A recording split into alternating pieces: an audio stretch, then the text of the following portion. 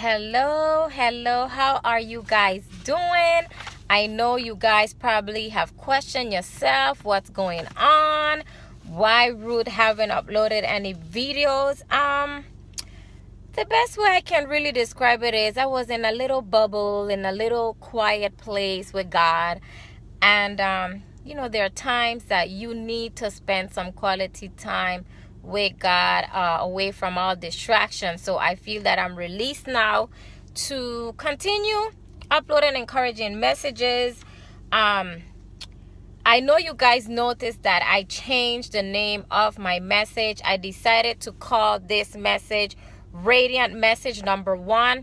And I'm going to explain that a little bit. The reason why I decided to do that is because I want everything that I do to be connected to God and also be connected to my blog. Many of you guys know that the name of my blog is Radiant Spark, but I never really explained why I decided to name my blog Radiant Spark. I prayed about it, and I wanted to just that my blog, once you were given information about the blog, or once you hear the name of the blog, I wanted you to feel like, okay, this is something that comes from God. As we know, in the past videos that I have uploaded, I always say that we are called to be the light. And when you think of the word radiant, you think about light, brightness. And when I say that we are called to be the light, I did not make that up. I found a scripture, actually, yes, in the Bible, that tells us that we are called to be the light. And you can go and look it up in Matthew 5:16. I found two different versions. The first one I'm going to read is from King James Version, and it reads as follows: "Let your light so shine before men, that they may see your good works and glorify your Father which is in heaven."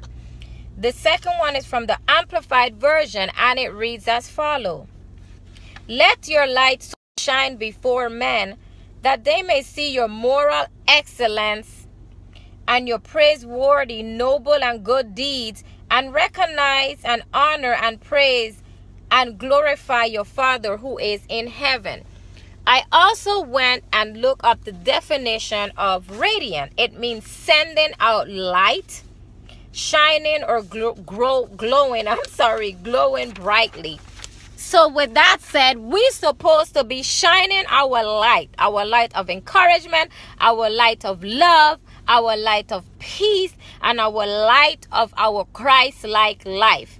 And that's what we are called to do. And that's something that I am really, really hoping that I can do. That is one of my goals. This message was not meant to be long.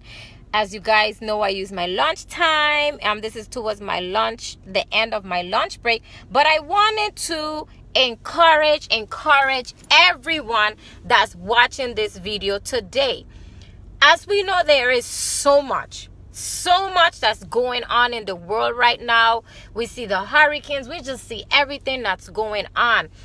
And I really feel that this is the time that we should remain focused. This is the time that we should put our full trust on the Lord.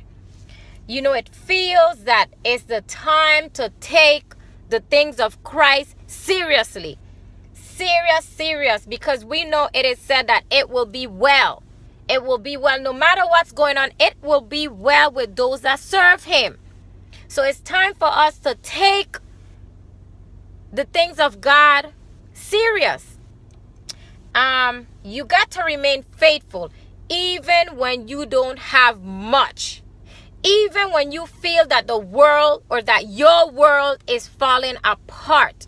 You need to put your trust in God.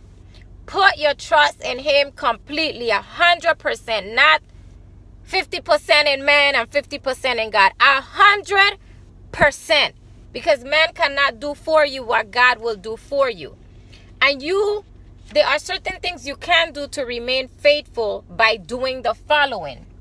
And that is, 1, I didn't really put these in any particular order. These are just things that I feel that we should do to remain faithful.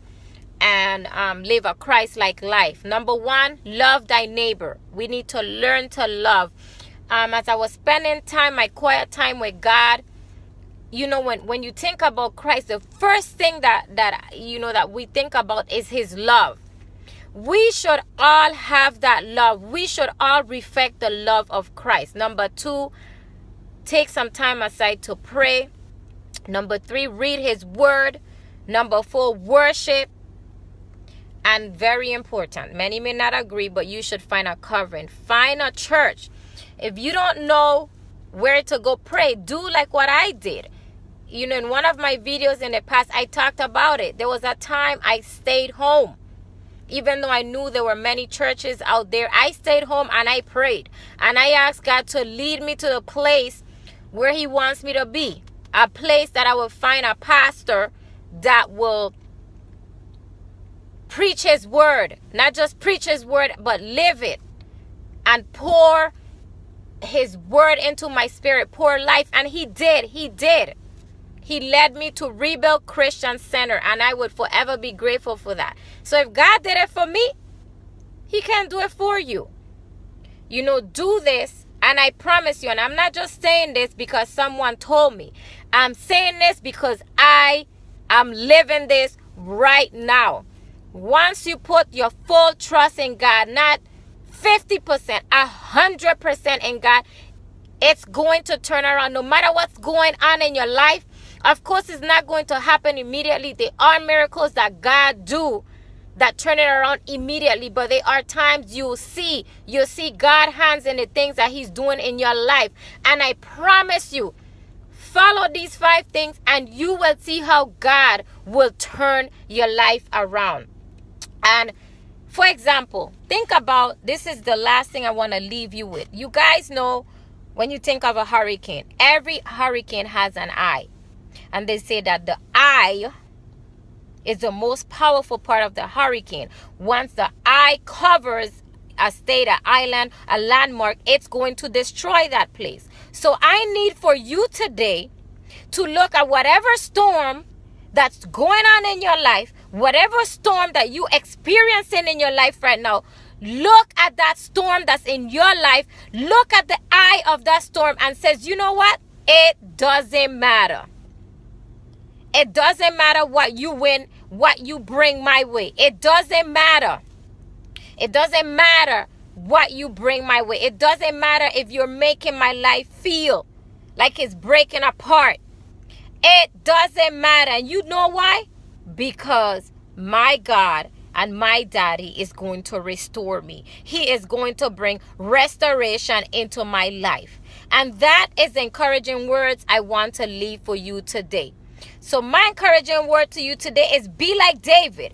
Be like David that fought Goliath. And look at the storm that's in your life and look at that storm right in its eye and say, you know what?